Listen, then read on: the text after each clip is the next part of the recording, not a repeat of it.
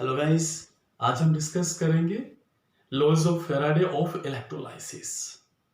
Faraday ने electrolysis से related दो रूल दिए, दो लॉज दिए। कौन कौन से लॉज हैं देखते हैं। First law of Faraday, first law क्या है जो समझते हैं अपन। पहले हमने एक मोल्टेन NaCl ले लिया। क्या है हमारे पास में? NaCl है, मोल्टेन स्टेट में है। इट मींस कौन कौन से आयन हमारे पास में इसमें है? Na+ and Cl negative. हमने इसमें इलेक्ट्रोड्स लगा दिए, दो इलेक्ट्रोड लगा दिए और इसको बैटरी से कनेक्ट कर दिया। और ये बैटरी का पॉजिटिव टर्मिनल हो गया, ये नेगेटिव टर्मिनल हो गया।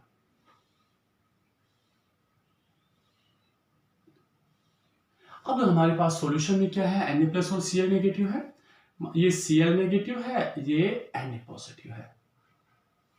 अब समझना आप, Na पॉजिटिव मान लेते हैं, ये अपने पास में नेगेटिव इलेक्ट्रोड है, ये Na पॉजिटिव है, तो Na पॉजिटिव यहां पे जाएगा।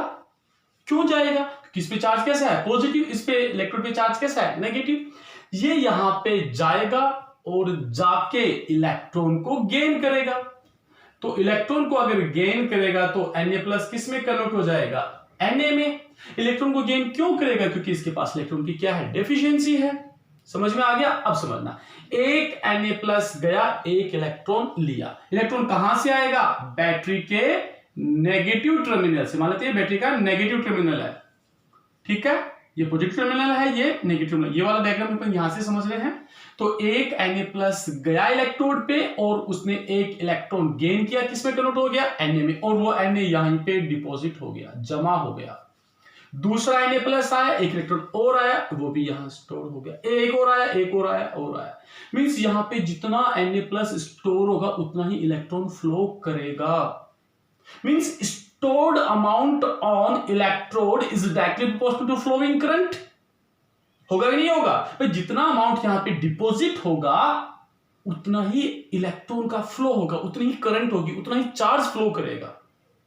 जितना ज्यादा यहां से इलेक्ट्रॉन आएगा, मीन जितना ज्यादा क्या आएगा? चार्ज, उतना ही ज्यादा इसका अमाउंट यहां पे स्टोर होगा। क्या स्टोर होगा इसका? अमाउंट। तो जो अमाउंट यहां पे स्टोर, देखो जितना ज्यादा चार्ज आएगा उतने ज्यादा क्या होगा? अमाउंट। ये जितना ज्यादा अमाउंट स्टोर होगा उतने ज्यादा क्या आएगा? चार्ज। मींस यहां पे अमाउंट डायरेक्टली प्रोपोर्शनल किसके है? चार्ज के। कि इलेक्ट्रोड पर डिपॉजिट होने वाला अमाउंट वो चार्ज के क्या होता है? यहां पे डायरेक्टली प्रोपोर्शनल होता है। यही क्या है? Laws of first law of Faraday. The deposit amount on electrode is directly proportional to flowing charge. दूसरा इलेक्ट्रोड देखते हैं। दूसरा इलेक्ट्रोड हमारे पास में पॉजिटिव इलेक्ट्रोड था। अब यहां पे कौन जाएगा? Cl नेगेटिव जाएगा। Cl नेगेटिव जाएगा, अपना इलेक्ट्रॉन देगा। देखना, समझना, यहां पे मतलब 2 Cl नेगेटिव गए, दोनों Cl ने 2 इलेक्ट्रॉन दे दिए और खुद क्या बना लिया? Cl2। और Cl2 गैस बनाने के क्या हो गए? उड़ गए यहां पे। यानी यहां पे कौन सी गैस लिबरेट होगी? क्लोरीन गैस लिबरेट होगी, ठीक है। तो जितने, देखो, एक Cl गया, इसने 1 इलेक्ट्रॉन दिया, 2 Cl गए, उन्होंने 2 इलेक्ट्रॉन दिए, 3 गए, 3 दिए, 4 दिए, 4 दिए। मींस यहां पे जितना ज्यादा Cl जाएगा उतना ही चार्ज फ्लो होगा। जितना ज्यादा Cl2 लिबरेट होगा उतना ही ज्यादा चार्ज फ्लो होगा। मींस यहां पे क्या आया कि वही बात आई, liberated amount is directly proportional to flowing charge. यहां पे कौन सा अमाउंट था? डिपॉजिट अमाउंट था। किसके डायरेक्टली प्रोपोर्शनल था? चार्ज के था। यहां लिबरेटेड अमाउंट ऑन इलेक्ट्रॉन, वो भी डायरेक्टली प्रोपोर्शनल किसके है? चार्ज के। और यही क्या है? First law of Faraday. Then what is first law of Faraday?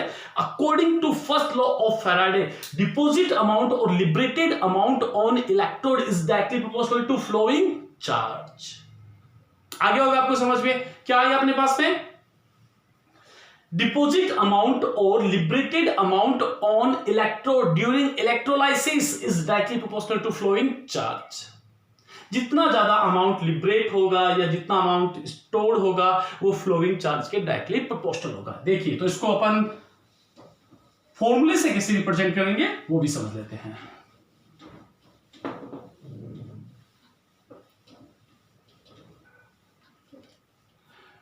चलो डिपॉजिट अमाउंट अपन ने कंसीडर कर लिया एम, और वो एम डायरेक्टली प्रोपोर्शनल किससे हो गया? Flowing charge. फ्लोइंग चार्ज कितना है? Q. Means M directly proportional किसके हो गया? क्यू के. जितना चार्ज फ्लो करेगा वो जितना चार्ज फ्लो करेगा उतने ज्यादा अमाउंट डिपॉजिट होगा. M directly proportional to Q. Then M is equal to Z Q.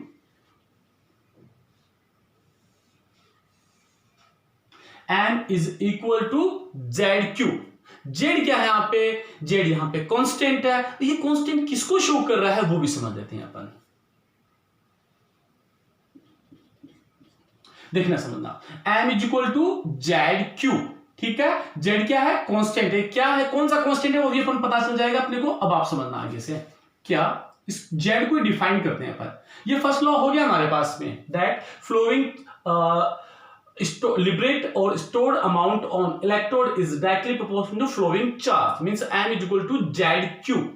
और Z यहां पे क्या है? कांस्टेंट है. अब इस Z को अपन डिफाइन कर रहे हैं. कैसे देखना समझना. If Q is equal to 1 coulomb, Q charge की वैल्यू क्या हो? 1 coulomb. Then M will be equal to Z, और या ये कहें कि Z will be equal to M.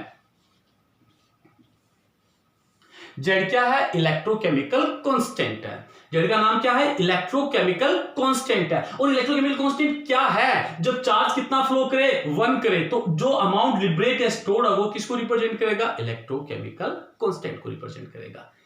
आगे होगा आपको यहां तक समझ में. M directly proportional to Q. M is equal to ZQ. If Q is equal to 1 coulomb, then M will be equal to Z. फिर से बता रहा हूं, अभी अपन Z की वैल्यू फाइंड करना भी सीखेंगे. तो कैसे आएगा ये? यहां तक आपको समझ में आ गया होगा. अब इसका एक लॉजिक समझते हैं. फैराडे के दोनों लॉज उसी पे बेस्ड हैं. क्या है? समझना. 96500 1 फैराडे. इसी का नाम क्या है? 1 फैराडे. 96500 कूलम किसको रिप्रेजेंट करता है? 1 फैराडे को. लॉजिक समझना आप इसका. जब सर्किट में 1 फैराडे कूलम चार्ज फ्लो करता है इलेक्ट्रोलाइसिस में, सर्किट के अंदर ड्यूरिंग इलेक्ट्रोलाइसिस सर्किट के अंदर जब 1 फैराडे चार्ज फ्लो कर जाता है तब इलेक्ट्रोड पर जो अमाउंट स्टोर्ड होगा या लिबरेट होगा वो सब्सटेंस के इक्विवेलेंट वेट के इक्वल होगा. बस यही दोनों लॉ सब कुछ इसी में इसी लाइन के अंदर है. 1 फैराडे जब फ्लो करेगा तो लिबरेटेड या स्टोर्ड अमाउंट किसके इक्वल होगा? सब्सटेंस के इक्विवेलेंट वेट के इक्वल होगा. चाहे इस पे बेस्ड फैराडे लॉ पे, चाहे कैसे भी न्यूमेरिकल्स हो, कुछ भी हो, चाहे ये लॉ, सब इसी पे बेस्ड है. सिर्फ इस एक लाइन पे. क्या? जब 1 फैराडे चार्ज फ्लो करेगा तो अमाउंट कितना होगा? इक्विवेलेंट वेट के. ठीक है. अब देखना समझना. अब यहां पे 1 कूलम जब चार्ज फ्लो करेगा तो अमाउंट किसको रिप्रेजेंट करेगा? Z को. तो देखो आप समझना. 1 फैराडे मींस 96500. तो अपन ये भी बोल सकते हैं कि जब 96500 कूलम चार्ज फ्लो करेगा तो अमाउंट कितना स्टोर होगा? इक्विवेलेंट वेट के. तो जब 1 कूलम चार्ज फ्लो करे तो कितना होगा? कितना? EW by 96500. फिर से समझते हैं पर इस स्टेटमेंट को. जब सर्किट के अंदर 1 फैराडे चार्ज फ्लो करेगा तब जो अमाउंट स्टोर्ड या लिबरेट होगा वो सब्सटेंस के इक्विवेलेंट वेट के इक्वल होता है. 1 फैराडे से इक्विवेलेंट वेट की, 1 फैराडे किसके इक्वल है 96500 के। तो 96500 कूलम्ब जब शॉर्ट सर्किट में फ्लो करेगा, वो 96500 कूलम्ब चार्ज जब सर्किट में फ्लो करेगा तो अमाउंट स्टोर्ड इक्विवेलेंट वेट के इक्वल होगा। बात एक ही है। 96500 से कितना होता है EW, तो 1 से कितना होगा EW बाई 96500, और जब 1 कूलम्ब चार्ज फ्लो करता है तो जो अमाउंट स्टोर्ड होता है वो किसको रिप्रेजेंट करता है Z को। इट मींस Z क्या है, Z is equal to EW by 96500। तो इन दोनों इक्वेशन से हम एक नई इक्वेशन बना लेते हैं। देन क्या इक्वेशन बन गई, M is equal to EW by 96500 into Q। Logic समझ में आ गया होगा आपको। ये हो गया first law of Faraday. First law of Faraday, ये अपना लॉजिक अपने को माइंड में फिट करना है, ये इंपॉर्टेंट चीज है। ये इसी पे बेस्ड है दोनों लॉज, सारा फैराडे का लॉ जो भी है इस पे बेस्ड है, सिला स्टेटमेंट पे। अब समझ लेते हैं, दोबारा से इसको रिवाइज कर लेते हैं। First law of Faraday, during electrolysis deposit और liberate amount on electrode is directly proportional to flowing charge. ये कहां से आया हमने समझ लिया। Then M directly proportional to Q, और डायरेक्टली प्रोपोर्शनल साइन को कांस्टेंट लगा दिया Z। Then M is equal to ZQ, Z electrochemical constant. If Q is equal to 1 coulomb, then M will be equal to Z, और Z equal to 1 means जब circuit के अंदर 1 coulomb charge flow करेगा तो जो amount deposit होगा वो किसको रिप्रेजेंट करेगा, इक्विवेलेंट Z को रिप्रेजेंट करेगा। तो हमने देखा कि 1 फैराडे से कितना होता है, या 96500 कूलम्ब से कितना होता है, EW से जितना होता है, तो 1 कूलम्ब से कितना होगा, इतना, वो किसको इक्वल हो गया, Z के। तो फॉर्मूला आ गया M is equal to EW divided by 96500 into Q। ये हो गया फर्स्ट लॉ ऑफ फैराडे। अब हम डिस्कस करते हैं सेकंड लॉ ऑफ फैराडे पे।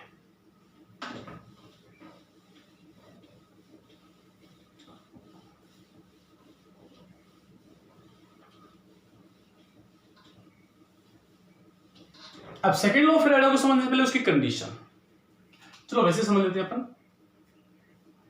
यहां पे मैंने कंटेनर ले ली थी,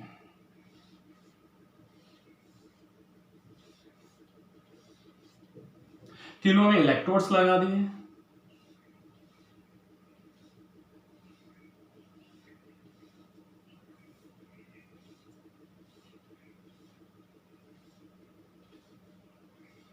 और तीनों के अंदर इलेक्ट्रोलाइट्स का सॉल्यूशन भी फिलअप कर दिया।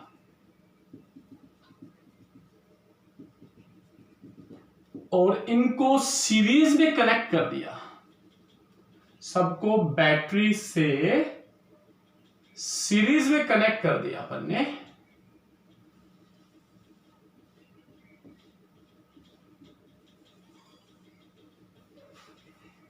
डिफरेंट इलेक्ट्रोलाइट्स हैं, मान लो जैसे ये NaCl का हो गया, ये AlCl3 का हो गया, ये Na2SO4 का हो गया।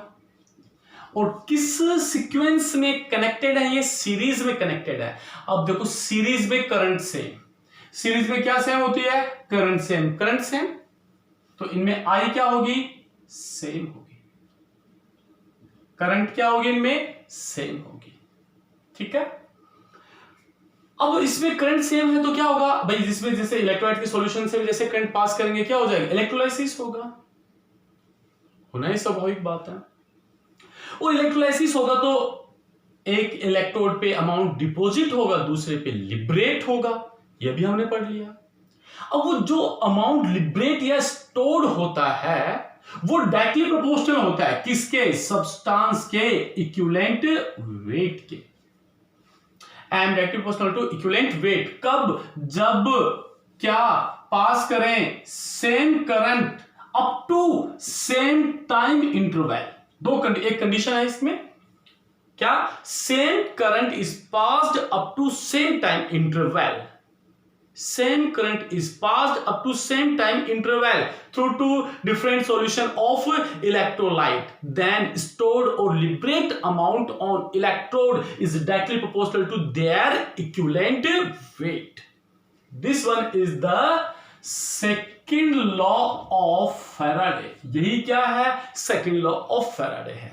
same current is passed up to same time interval, same current pass करनी up to same time interval, then a deposit or liberate amount on electrode will be equal to directly proportional to equivalent weight के। देखो ये first law से ही आया है, कैसे?